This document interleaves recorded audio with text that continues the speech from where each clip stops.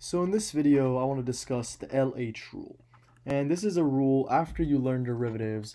It allows you to solve limits in a very simple way. And I think, after I learned this, I didn't use anything else to solve limits basically. I just, you can solve any limit problem technically with this one rule. And it's actually not a hard thing to learn. So let's discuss it. Let's say we have the limit. So we're going to do a limit that we know how to solve, and we will use the LH rule for it. So let's do the limit as x goes to 1 of x squared minus 1 over x minus 1.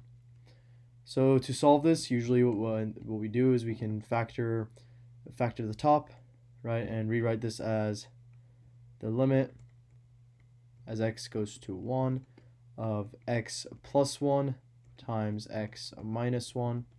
And then on the bottom we have x minus 1. We can cancel these, right? Because initially if we try to plug in 1, it breaks, right? It doesn't work. This is equal to the limit as x goes to 1 of x plus 1. Now we can just plug in 1. So this is equal to just 1 plus 1, which is just 2. Now let's do this same limit using the LH rule. Or it might be HL rule, I'm forgetting.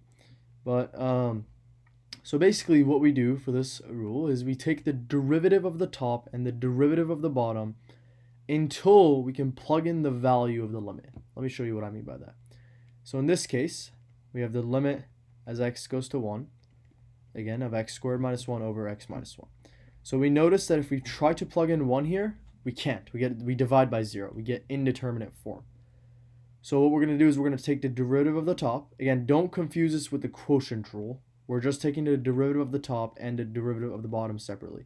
And I'll tell you why we do that in a second, but let's do it first. So the top derivative, well, that's just 2x. And the derivative of the bottom, that's just 1, right? Now, it's in a form where we can actually plug in 1. So let's plug in 1 and see what happens. Well, we just get 2 times 1 over 1. And if you notice there, that is pretty cool. We just get 2, which is the same answer we got right there. Okay, let's try, or let me tell you why we do that actually. So there's a long way to prove this, but there's a short way you can sort of get an intuition on why we do it. When we take a limit, we want to, if we get an indeterminate form, we want to see the rate of change of the top and the bottom for us to be able to find the limit. We want to see how fast the top is reaching a certain value and how fast the bottom is reaching that certain value. And for that, we take the derivative of the top and the bottom.